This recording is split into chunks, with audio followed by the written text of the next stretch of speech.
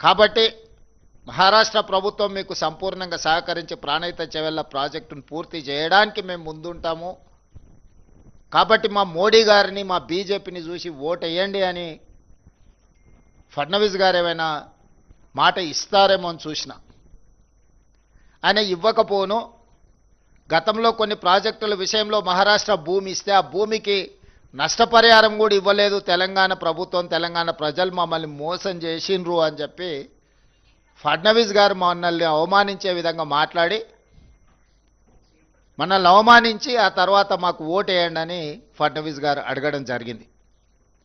అదేవిధంగా రెండోసారి బాధ్యత వహించిన కేంద్ర మంత్రిగా ఉన్న కిషన్ రెడ్డి గారు, రెండోసారి పార్లమెంట్ సభ్యుడిగా కేంద్ర మంత్రిగా పనిచేస్తున్న బండి సంజయ్ గారు గ్రేటర్ హైదరాబాద్ ఎన్నికల సందర్భంగా ఆనాడు వరదలలో హైదరాబాద్ మునిగి ఈ ప్రాంతంలో కార్లు, ఆటోలు, సైకిల్ మోటార్లు, పేదవాళ్ళ ఇళ్లల్లో ఉండే టీవీలు, ఫ్రిడ్జులు, నిత్యావసర వస్తువులన్నీ కూడా ఆనాడు నీట మునిగినాయి.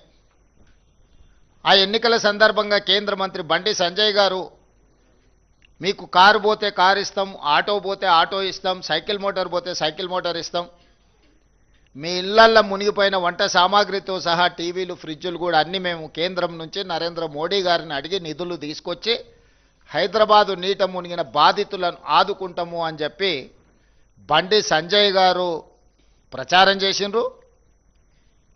ఈ ప్రాంత పార్లమెంట్ సభ్యుడు కేంద్ర మంత్రి కిషన్ రెడ్డి గారు వాటిని ఆమోదించారు.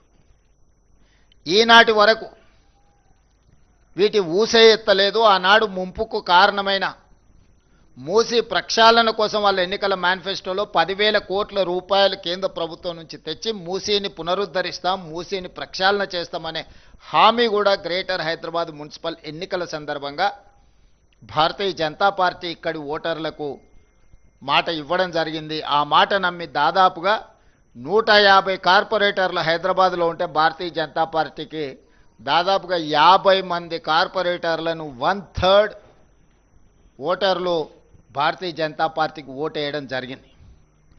ఆనాటి నుంచి ఈనాటి వరకు బండి సంజయ్ గారు ఇచ్చిన బండి పోతే బండి, ఆటో పోతే ఆటో, లేకపోతే సైకిల్ మోటార్ పోతే సైకిల్ మోటారు ఇస్తా అని చెప్పి ఎన్నికల తర్వాత అడిగితే మీకు అందరికీ ఇన్సూరెన్స్ ఉంది కదా, ఇన్సూరెన్స్ ద్వారా మీకు ఇవన్నీ వస్తాయని ఆయన ఉచిత సలహా ఇచ్చిండ్రు. ఒక సామెత ఉన్నది, సత్రం భోజనానికి నెల్లూరి పెద్దారెడ్డి గారు రికమెండేషన్ లెటర్ ఇచ్చిండంట. సత్రంలో పెట్టేదే ఉచిత భోజనం. వాళ్ళు భోజనం పెట్టే సమయంలో ఎవరు వచ్చినా కూడా వాళ్ళకు ఉచితంగా పెడతారు. దానికి నెల్లూరు పెద్దారెడ్డి పెద్ద ఎత్తున రికమెండేషన్ లెటర్ రాసి దాన్ని మొత్తం ఫ్రేమ్ కట్టించి పంపించాల్సిన అవసరం లేదు. ఇన్సూరెన్స్ ద్వారా ఇన్సూరెన్స్ ఉంటే ఆ ఇన్సూరెన్స్ పొందడం ఎలా, ఇన్సూరెన్స్ చేసుకున్న వాళ్ళకి తెలియదా? దానికి బండి సంజయ్ గారి రికమెండేషన్ ఎందుకు? ఈనాడు కూడా కిషన్ రెడ్డి గారు, బండి సంజయ్ గారు, భారతీయ జనతా పార్టీ జాతీయ అధ్యక్షుడు, పక్క రాష్ట్ర ముఖ్యమంత్రి ఫడ్నవీస్ గారు, బీజేపీ అధ్యక్షుడు రామచంద్రరావు గారు 3 సార్లు ప్రధానమంత్రిగా 12 సంవత్సరాల నుంచి కేంద్రంలో అధికారంలో ఉన్న బీజేపీ ఈరోజు మున్సిపల్లో ఓటు వేస్తే కేంద్రం నుంచి నిధులు తెచ్చి మేము అభివృద్ధి చేస్తామని మాట ఇస్తున్నారు. ఇది నమ్మశక్యమైన మాటనేనా? మిమ్మల్ని నమ్మొచ్చా? 12 సంవత్సరాల మీ గత చరిత్రను చూసిన తర్వాత తెలంగాణ సమాజం ఇంకా మిమ్మల్ని నమ్మి మోసపోవాలని, నమ్మించి మోసం చేయాలని ఈరోజు మీరు ఓటర్లను ఓట్లు అడుగుతున్నారు అని అంటే ఇది తెలంగాణ ఓటర్లను, తెలంగాణ ప్రజలను అవమానించినట్టు కాదా?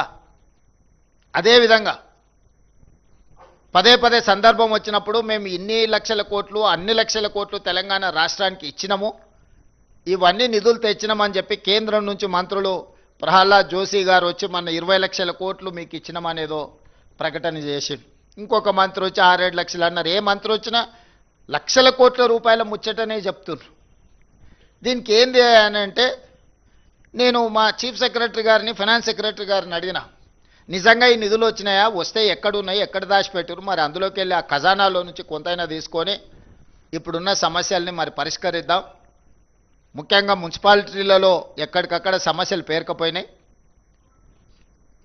ఆ సమస్యలను పరిష్కరించడానికి కేంద్రం ఇచ్చిన నిధుల గురించి ఒకసారి నాకు వివరాలు చెప్పండి అని అంటే మా ఫైనాన్స్ సెక్రటరీ మా చీఫ్ సెక్రటరీ గారు వచ్చి కూర్చొని సార్ ఇందులో ప్లానింగ్ కమిషన్ రికమెండేషన్స్ ప్రకారం రాష్ట్ర ప్రభుత్వం కేంద్ర ప్రభుత్వాలకు చెల్లిస్తున్న పన్నులలో రాజ్యాంగబద్ధంగా ఆయా రాష్ట్రాలకు హక్కు ఉన్నది. జనాభా ప్రాతిపదికన ఇతర ప్రాతిపదికన ప్లానింగ్ కమిషన్ రికమెండేషన్స్ ప్రకారం ఆయా రాష్ట్రాలకు కేంద్ర ప్రభుత్వం నిధులను విడుదల చేస్తుంది.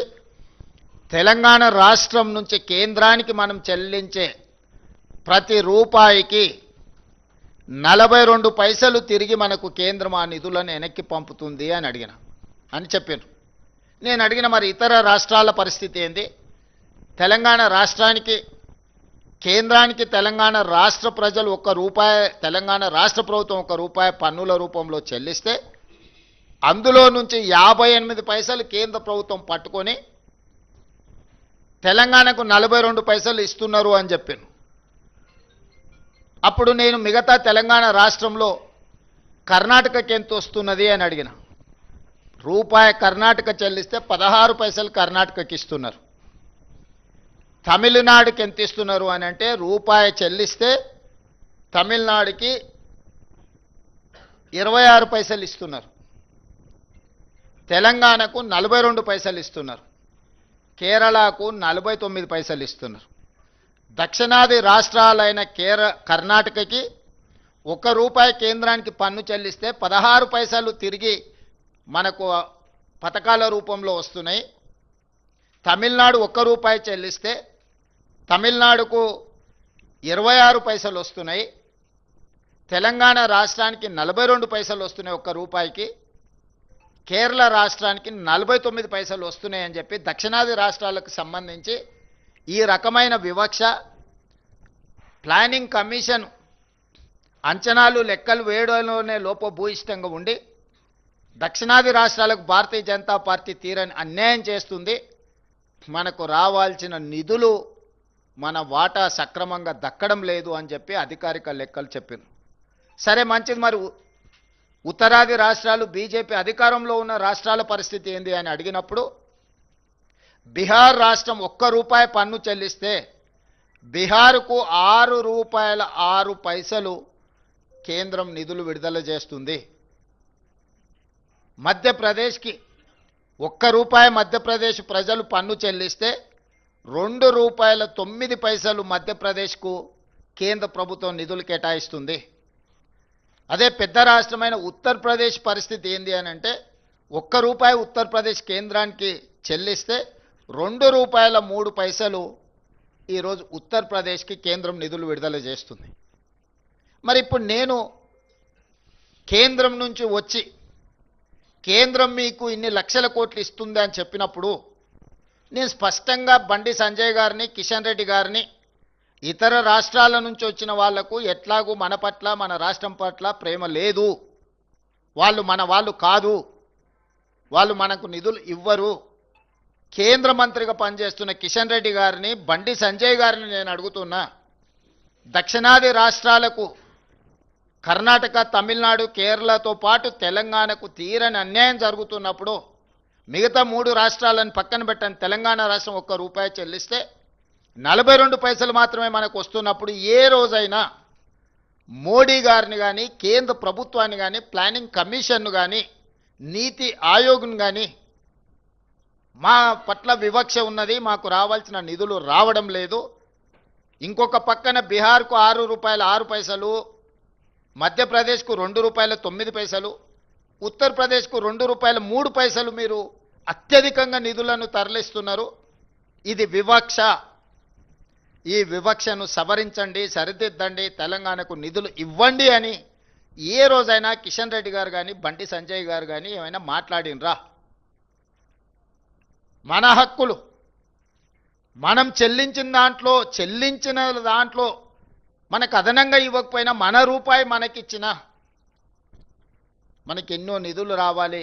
వివక్షతోని మనకు అన్యాయం చేస్తుంటే అది దాచిపెట్టి అది మూసిపెట్టి కేంద్రం నుంచి వస్తాదులను పిలిపించి తెలంగాణకేదో దయాదాక్షిణ్యము దాన ధర్మాలు చేస్తున్నట్టుగా తెలంగాణ ప్రజల ఆత్మ గౌరవాన్ని కించపరిచేటట్టుగా తెలంగాణ ప్రజల యొక్క ఆత్మ గౌరవాన్ని ఢిల్లీలో మోడీ గారి దగ్గర తాకట్టు పెట్టినట్టుగా మీరు మాట్లాడడము మీ స్థాయికి మీ హోదాకి తెలంగాణ ప్రజలు మీకు ఇచ్చిన గౌరవానికి న్యాయమా?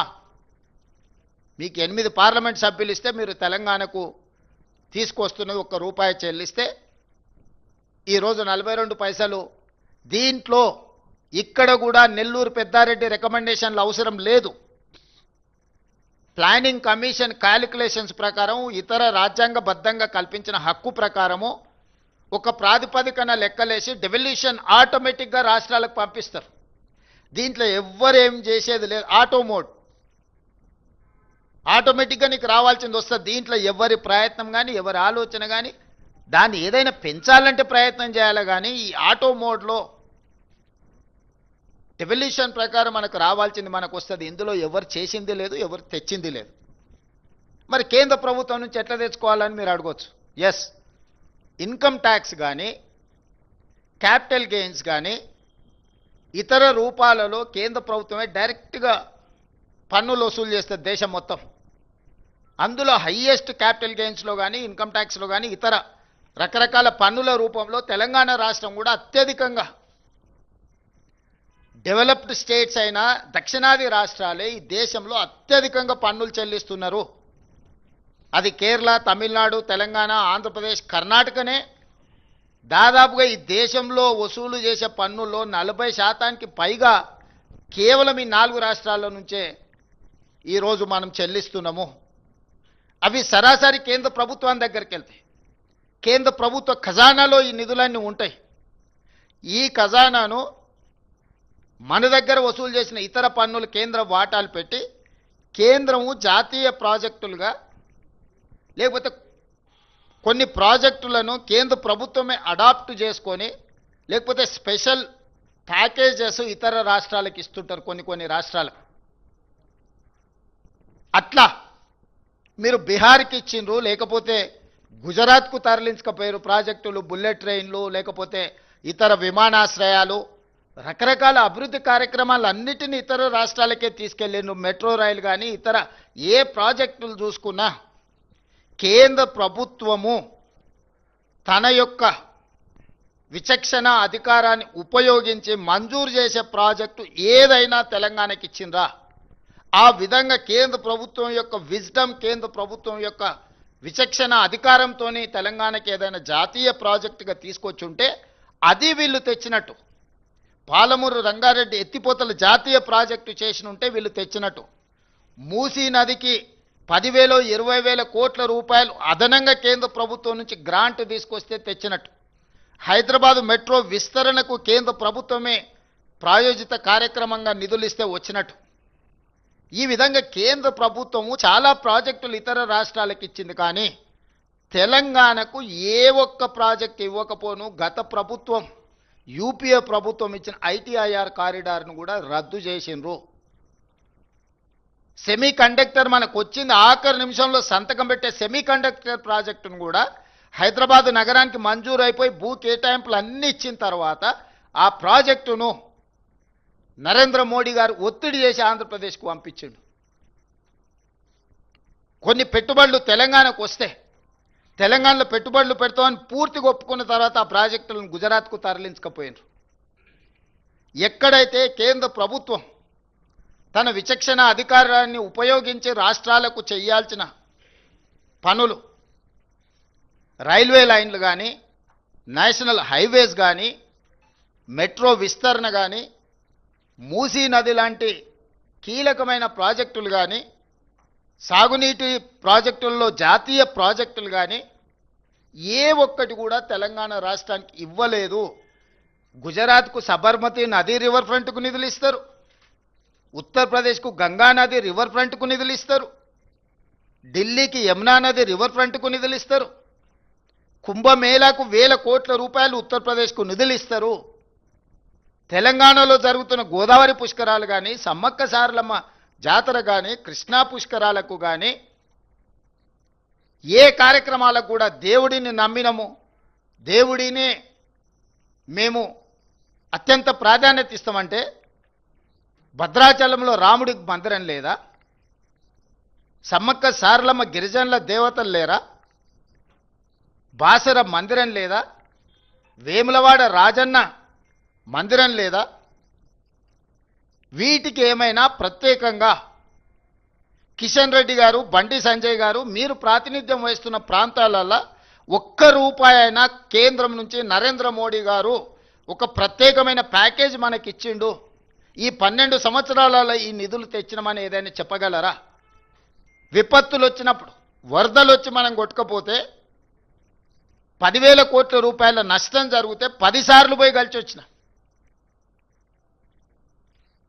ఎవరు ఎన్నన్నా, ఎవరు ఎన్ని తిట్టినా, రేవంత్ రెడ్డి మోడీకి అమ్ముడు పోయిండన్న ఆరోపణలు చేసినా కూడా రాజకీయ విజ్డమ్ను వాడి ముఖ్యమంత్రిగా నా బాధ్యత 10 సార్లు తిరిగైనా సాధించుకోవాలంటే ఖమ్మం, హైదరాబాద్ నగరాలు వరదలలో కొట్టుకుపోయినప్పుడు 1 రూపాయి ఏమన్నా అదనంగా సాయం చేసిండ్రా? ఏ ప్రాజెక్టుకైనా 20 సార్లు తిరిగి వరంగల్ ఎయిర్పోర్ట్, ఆదిలాబాద్ ఎయిర్పోర్ట్ తెస్తే భూసేకరణ మన మీదనే పెట్టిండ్రు. 100 కోట్లు నేను నిధులు ఇచ్చి భూమి సేకరణించి భూమి వాళ్ళకి ఇచ్చిన. ఇప్పుడన్నా వరంగల్ ఎయిర్పోర్ట్ కట్టండి. తెలంగాణకు ఉన్నది ఒకే ఒక్క ఎయిర్పోర్ట్ శంషాబాద్. మీరు ఆంధ్రప్రదేశ్లో తీసుకోండి, కర్నూలు ఉంది, కడపలు ఉంది, తిరుపతిలో ఉంది, పుట్టపర్తిలో ఉంది, విజయవాడలో ఉంది, రాజమండ్రిలో ఉంది, వైజాగ్లో ఉంది. ఇంకా నిన్నమన్న అదనంగా ఒక పక్కనున్న ఆంధ్రప్రదేశ్లో 7-8 ఎయిర్పోర్ట్లు ఉన్నాయి. కర్ణాటకలో, మహారాష్ట్రలో అసలు లెక్క పెట్టనన్ని ఎయిర్పోర్ట్లు ఉన్నాయి. మొత్తం తెలంగాణ రాష్ట్రానికి ఉన్న ఏకైక ఎయిర్పోర్టు శంషాబాద్ ఎయిర్పోర్టు. ఉన్నం బేగంపేట ఎయిర్పోర్టును కూడా మూసేపించిండ్రు. ఇవాళ బేగంపేటలో అసలు ఫ్లైట్లు దిగడానికే లేదని ఆర్డర్స్ ఇచ్చారు. ఇంత పెద్ద తెలంగాణ రాష్ట్రము ఇంత ఆదాయాన్ని కేంద్ర ప్రభుత్వానికి ఇస్తున్నప్పుడు కిషన్ రెడ్డి గారు, బండి సంజయ్ గారు 12 సంవత్సరాలల్లో మీరు ఒక్కసారైనా ఈ తెలంగాణ రాష్ట్రాన్ని అత్యంత వేగంగా అభివృద్ధి చేద్దాము, దీనికి మేము మోడీ దగ్గర నిధులు తెస్తామని మీరు ఏదైనా బాధ్యత తీసుకున్నారా? నరేంద్ర మోడీ గారు ఏదైనా స్పెషల్ ప్యాకేజ్ ఇచ్చినా, స్పెషల్ ప్రాజెక్ట్ ఇచ్చినా, స్పెషల్ డెవలప్మెంట్ స్పెసిఫైడ్ అథారిటీస్ ఏమని ఇస్తే మీరు సాధించినట్టు డివల్యూషన్ ప్రకారం రాజ్యాంగబద్ధంగా మనకు రావాల్సినవి మనం చెల్లించిన దాంట్లో రూపాయి చెల్లితే 58 పైసలు తినేసి 42 పైసలు మనకిస్తే ఇక చూసినావా మేము నిధులు తెచ్చినాం ఈ లక్షల కోట్లు అంటున్నాం. నువ్వు ఎంత చెప్తే అందులో 58% వాళ్ళ దగ్గర ఉండిపోయి 42% నువ్వు చెప్పే లెక్క. నా రూపాయలో నువ్వు 42 పైసలు నాకు ఇస్తున్నావు, నాకు అదనంగా నువ్వు ఇచ్చింది ఏంది? నీ నాయకులు ఎంతమంది వస్తున్నారు? ఈ రోజు వరకు మీరిద్దరే కదా ఉన్నది, మోడీ కదా ఉన్నది. ఇన్ని రోజులు ఇదే కిషన్ రెడ్డి, ఇదే బండి సంజయ్, ఇదే ధర్మపురి అరవింద్ గారు, వీళ్ళే కదా ఎంపీలు కేంద్రంలో ఉన్నది అధికారము. ఏమైనా తెచ్చిందా?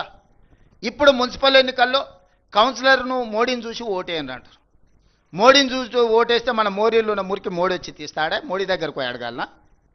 మన గల్లీలో మన మోరీ నిండిపోతే మోరీని తీయాలంటే మోడీ వస్తాడా? పోనీలు పోదామంటే మోడీ కలుస్తాడా? చారాన కోడికి బారాన మసాలా అయితే ఈడ గల్లీలో మోరీ తీసుకోవడానికి మోడీని కలవాలంటే అసలు గల్లీ ఎలక్షన్కు మోడీకి ఏం సంబంధము? మోకాలికి బోడిగుండుకి లింకు పెట్టినట్టు గుండు అరగుండు కలిసి ఈరోజు ఇట్లాంటి మాటలు చెప్పడం ఏమన్నా సమంజసమా? మోడీ గారిని చూసి ఓటేయమని బీజేపీ పడితే బీజేపీకి ఓటు వేయాలనా? ఓటర్లను ఆలోచన చేయమంటున్నారు. ఏమైనా నరేంద్ర మోడీ గారు, బండి సంజయ్ గారు, కిషన్ రెడ్డి గారు తెలంగాణ మీద ఏమైనా ప్రత్యేకమైన ప్రేమ చూపించరా? మన ఓట్లు వేయించుకోవడం, మన దగ్గర సీట్లు తీసుకోవడం తప్ప మనకి ఏమైనా ఇచ్చిండ్రా? ఇది భారతీయ జనతా పార్టీ యొక్క చరిత్ర. దీన్ని విశ్లేషించి వీళ్ళకి ఒక్కటి వీళ్ళ దేవుడు అసదుద్దీన్ ఓవైసీ. ఉత్తగా రాముడి పేరు చెప్తారు కానీ రోజు దండం పెట్టుకునేది అసదుద్దీన్ ఓవైసీకే. వీళ్ళ లైఫ్ లైన్ అంటారు కదా, వీళ్ళ లైఫ్ లైనే అసదుద్దీన్ ఓవైసీ. ఆయన పేరు లేకుండా, ఆయన జపం లేకుండా రాముడి పేరు ఎన్నిసార్లు వీళ్ళు తలుచుకున్నారో, అసదుద్దీన్ ఓవైసీ పేరు ఎన్నిసార్లు తలుచుకున్నారో చూడండి. ప్రతిసారి అసదుద్దీన్ ఓవైసీని అల్లావుద్దీన్ అద్భుత దీపంగా మార్చుకొని ఓట్లు అడుగుతారు.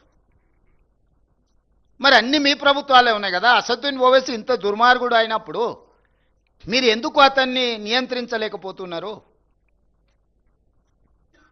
ప్రజాస్వామ్యంలో ఏఐఎంఐఎం కూడా ఒక రాజకీయ పార్టీ ఎన్నికల్లో పోటీ చేస్తున్నారు. గెలిచిన దగ్గర వాళ్ళు గెలిచినరు, ఓడిన దగ్గర ఓడినరు.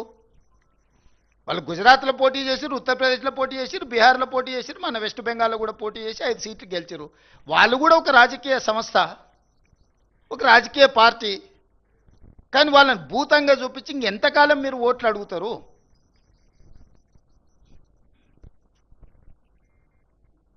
కాబట్టి కేవలం మత విద్వేషాలను రెచ్చగొట్టి కొన్ని రాజకీయ పార్టీల నాయకులను భూతంగా చూపించి రాజకీయ మనుగడ సాధించాలని ఆలోచన చేయడమే వాళ్ళ భావ దారిద్ర్యానికి పరాకాష్ట. ఈ భావ దారిద్ర్యాన్ని చూసి బీజేపీకి ఓటు వేయాలన్న తెలంగాణ ప్రజలు మీరు ఆలోచన చెయ్యండి. ఇక రెండవ పార్టీ బీఆర్ఎస్. 10 సంవత్సరాలు వాళ్ళే, పంచాయతీ మెంబర్ నుంచి పార్లమెంట్ వరకు వాళ్ళే ఉన్నారు, మున్సిపల్ కౌన్సిలర్ నుంచి ముఖ్యమంత్రి వరకు వాళ్ళే ఉన్నారు. 10 ఏళ్లలో వాళ్ళు లేని పదవి ఏదన్నా ఉందా? వాళ్ళ పార్టీ, వాళ్ళ కుటుంబం, వాళ్ళే కదా ఉన్నది. ముఖ్యమంత్రి కేసీఆర్, మున్సిపల్ శాఖ మంత్రి కేటీఆర్ గారు, వార్డు మెంబర్ నుంచి పంచాయతీ మెంబర్ నుంచి పార్లమెంట్ వరకు అందరూ. వాళ్ళ నుంచి గెలవకపోయినా అభివృద్ధి జరగాలంటే మా పార్టీలో చేరాలని ఉన్నోళ్ళందరినీ వాళ్ళే కలుపుకున్నారు. ఇప్పుడు 116 మున్సిపాలిటీలు, 7 మున్సిపల్ కార్పొరేషన్, నాకు తెలిసి 99% వాళ్ళ చేతుల్లో. ఎవ్వరు రెండో పార్టీ లేదు 2 సార్లు, ఇంక్లూడింగ్ గ్రేటర్ హైదరాబాద్. 10 సంవత్సరాలు మీరే ఉంటే మున్సిపాలిటీలో ఈరోజు సమస్యలు ఉన్నాయి, ఈ సమస్యలు పరిష్కరించడానికి మాకు ఓటేయండి అని అడుగుతారేంది? అసలు ఇది ఎక్కడి విచిత్రం?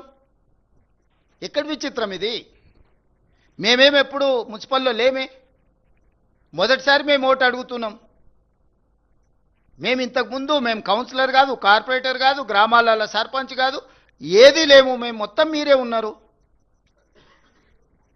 మంత్రులు మీరే, ఎంపీలు మీరే, ఎమ్మెల్యేలు మీరే, ఎమ్మెల్సీలు మీరే, మేయర్లు మీరే, చైర్మన్లు మీరే, సర్పంచులు మీరే, జిల్లా పరిషత్ మీరే. అసలు బీఆర్ఎస్ వాళ్ళు కేవలం తోలుబొమ్మల ఆట ఆడిచ్చారు. మిగతా వాళ్ళని మంత్రుల రూపంలో ముఖ్యమంత్రి గారిని కలవడానికి పోతే కూడా గేటు బయట నుంచే మెడల్ బట్టి నెట్టేసిరు హోంగార్డ్స్. మనం చూసినాం కదా.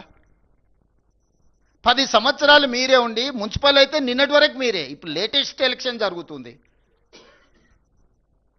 ఇప్పుడు మళ్ళీ మాకు ఓటేయండి అని బీఆర్ఎస్ అడుగుతుంది. అసలు అంటే ఏ మాత్రం కూడా మొహమాటం కానీ, అసలు సమాజం ఏమనుకుంటుంది మనం ఇంత బరితెగించి మాట్లాడడం వల్ల? ఇది ఏమైనా సమాజం ఆమోదిస్తుందా?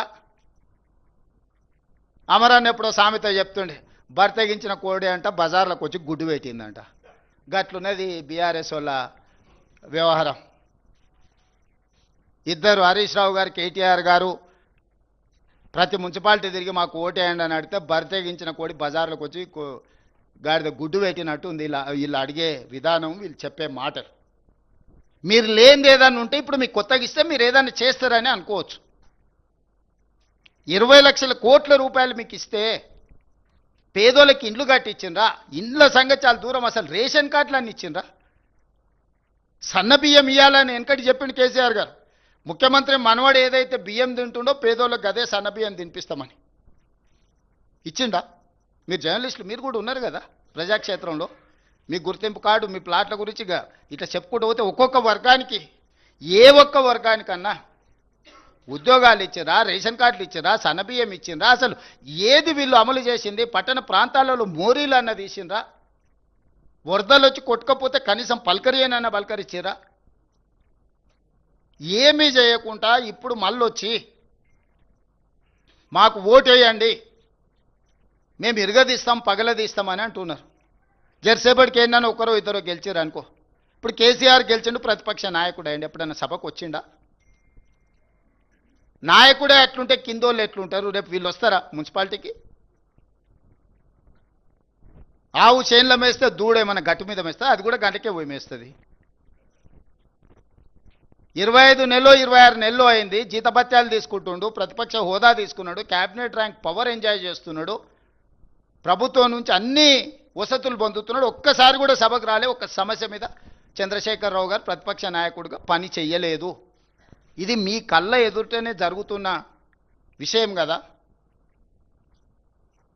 మిగతా వాళ్ళు వచ్చినా కూడా సభను ఎట్లా నడవకుండా అడ్డుకోవాలనే ప్రయత్నం చేస్తున్నారు తప్ప సభలో ఏమైనా విషయాలు ప్రస్తావించారా? ఇన్నిసార్లు శాసనసభ జరిగితే రేపు మున్సిపాలిటీలో అప్పితప్పి ఆడొగరు ఈడొగరు ఎవరైనా కౌన్సిలర్లు కార్పొరేటర్లు గెలిస్తే వీళ్ళు ఆ మున్సిపాలిటీలలో జరిగే అభివృద్ధికి వీళ్ళు సహకరిస్తారా?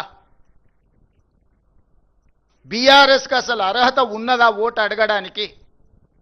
23లో అధికారం పోయి 24 పార్లమెంటులో గుండుసున్న వచ్చి 25లో సర్పంచ్ ఎన్నికల చావు తప్పి కన్నులొట్టబోయి ఈ పరిస్థితిలో అహంకారం, విషము, విద్వేషపూరితమైన ప్రసంగాలు, రెచ్చగొట్టే మాటలు స్థాయికి మరిచి చూస్తుంటే మా ఈగల్ టీంకు చెప్పాల్సి వచ్చేటట్టుంది. నార్కోటిక్ ఎనాలిసిస్ ఏదన్నా గంజాయి కానీ కొకేన్ కానీ హెరాయిన్ కానీ ఏమైనా కొట్టి మాట్లాడుతున్నారా వీళ్ళ మాటలు చూస్తుంటే అని. ఎందుకంటే హోష్లో లేకుండా ఉన్నోడు అట్లాంటి మాటలు మాట్లాడతాడు. హోష్లో ఉన్నోడు, ఈ సమాజం పట్ల బాధ్యత ఉన్నోడు, పెద్ద పెద్ద చదువులు చదువుకున్నా అనుకునేటోడు మాట్లాడే మాటలేనా? ఇలాంటి వాళ్ళకి ఈరోజు ఓటేయమని అడిగితే వాళ్ళు అడుగుతారు. ఎందుకంటే వాళ్ళకి దోపిడీ అలవాటు పడ్డది. ఏ రూపాయి కూడా ఇసుక వదలే, గాలి వదలే, నీరు వదలే, ఇండ్లు వదలే, ఏది వదలే. లాస్ట్కు భార్యాభర్తలు మాట్లాడుకునే టెలిఫోన్ సంభాషణలు కూడా వదలలే వాళ్ళ పైశాచిక ఆనందానికి. ఇదొక మానసిక రోగం, జబ్బు. ఇప్పుడు వీళ్ళు వచ్చి ప్రతిపక్షాలను, జడ్జులను, జర్నలిస్టులను, సినిమా తారల్ని, భార్యాభర్తల్ని ఎవరిని వదిలేలే వీళ్ళ పైశాచిక ఆనందగాని. ఒక మానసిక రోగంతో, ఒక ఉన్మాదంతో టెలిఫోన్ ట్యాపింగ్ని అడ్డం పెట్టుకొని వ్యాపారస్తుల ఫోన్లు ట్యాపింగ్ చేసి వాళ్ళని బెదిరించి 100 కోట్ల రూపాయల ఎలక్టోరల్ బాండ్స్, 100 ఎకరాల భూములు రాయించుకున్నారని విచారణల విస్తుపోయే విషయాలు బయటకు వచ్చినాయి. అసలు ఈ చేసిన తప్పిదాలకు పోలీస్ అధికారులు నేరగాళ్ళను పట్టుకొచ్చినప్పుడు సిగ్గయ్య ఆ నేరగాళ్ళ ముఖానికి నల్ల ముసుగేసుకొని వస్తారు, కండ్లకు మాత్రం ఇట్లా బొక్కలు పెట్టి. అది పోలీసులు వేయరు, వాళ్ళే వేసుకుంటారు. ముఖాన్ని సమాజానికి చూపించక రేపు మళ్ళీ బజార్లో పోయినప్పుడు ప్రజలు చీదరిస్తారు, చీకొడతారు అని చెప్పి ముసుగు తోడుకొని వస్తారు. విచారణకు పిలిచినప్పుడు అట్లా ముసుగు తోడుకొని పోకుండా ఏదో పెద్ద యుద్ధం చేసి దేశాన్ని గెలిచినట్టు చేతులు ఊపుకుంటా, అసలు ఎంత బరితెగింపు మాటలు, చేతలు, వికారపు ఆలోచనలు. వీళ్లకు మళ్ళీ మున్సిపాలిటీలో 3వసారి కూడా మోసం చేస్తామని బయలుదేరిండ్రు వీళ్ళు. ఇక బీజేపీ, బీఆర్ఎస్ రెండింటిని కలిపి చూద్దాం ఒకసారి. పోనీ రెండు ఇద్దరు కలిసేమన్నా ఎలగబెట్టిరా అంటే 2014 నుంచి 2021 వరకు బీజేపీకి రాజ్యసభలో మెజారిటీ లేదు.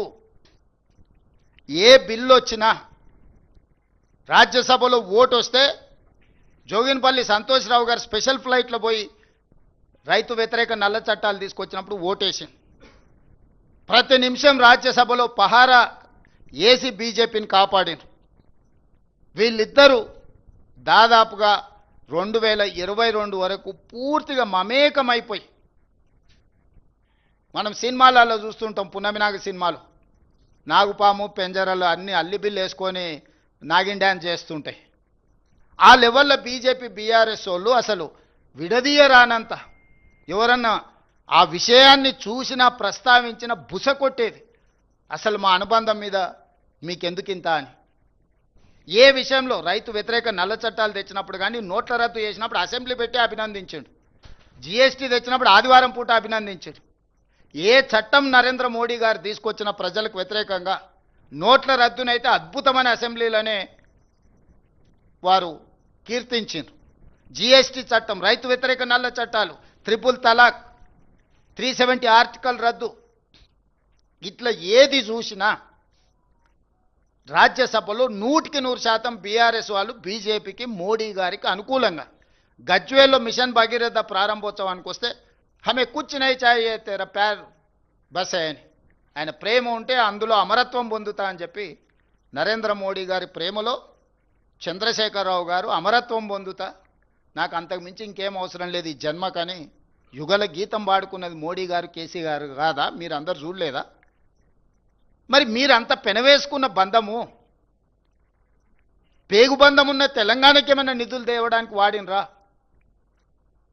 ఈ రోజు కూడా మేము ఇచ్చిన కాళేశ్వరం ఏటీఎంగా మార్చుకున్నారు, 1000 కోట్ల రూపాయల అవినీతి జరిగిందని మోడీ గారి నుంచి అమిత్ షా వరకు చెప్పిండ్రు. కిషన్ రెడ్డి గారైతే ఒక అడుగు ముందుకేసి అసలు కాళేశ్వరం కేసు సిబిఐకి అండి 48 గంటలలో వాళ్ళని అరెస్ట్ చేసి లోపల పెడతాను, నీతో చేతనైతలేదా రేవంత్ రెడ్డి గారు అన్నారు. ఓయబ్బ కిషన్ రెడ్డి పైల్వాన్ బయలుదేరండి, ఏదో అయ్యేటట్టు ఉంది, 6 ప్యాక్ ఉన్నది సార్, మొత్తం ఒక గుద్దుకే ఖతం చేసేటట్టు అని చెప్పి, ఓకే సార్ మంచిది నువ్వు బలవంతుడి కానీ అని ఇచ్చిన 6 నెలలు అయింది. ఎక్కడుందే ఫార్ములా? ఈ రేస్ ఈడీ దగ్గర ఉంది, ఎక్కడుందే? ఎందుకు ఈడీ వాళ్ళు కేటీఆర్ని అరెస్ట్ చేస్తలేరు? ఎందుకు హరీష్ని కేసీఆర్ని సిబిఐ విచారణ కన్నా పిలుస్తలేదు? అంటే ఇన్నాళ్ళు మీరు సహకరించిన సహకారానికి తిరిగి వాళ్ళు ఇది క్విట్ ప్రోకో కాదా? మీ ఒప్పందం అనుబంధం ఒక్కటి కాదా? వీళ్ళ అనుబంధం ఏ రకంగా ఉందో ప్రజలు గమనిస్తలేరా? వీళ్ళు గమనించడం లేదని వీళ్ళు అనుకుంటే, పిల్లి కళ్ళు మూసుకొని పాలు తాగితే పిల్లి అనుకుంటుండొచ్చు పిల్లి ఎవరిని చూస్తలేదు, కానీ పిల్లిని ఎవరు చూస్తలేరు అనుకుంటే ఎట్లా కుదురుద్ది? ఈరోజు బీజేపీ బీఆర్ఎస్ అనుబంధం కూడా ఇలాంటిదే.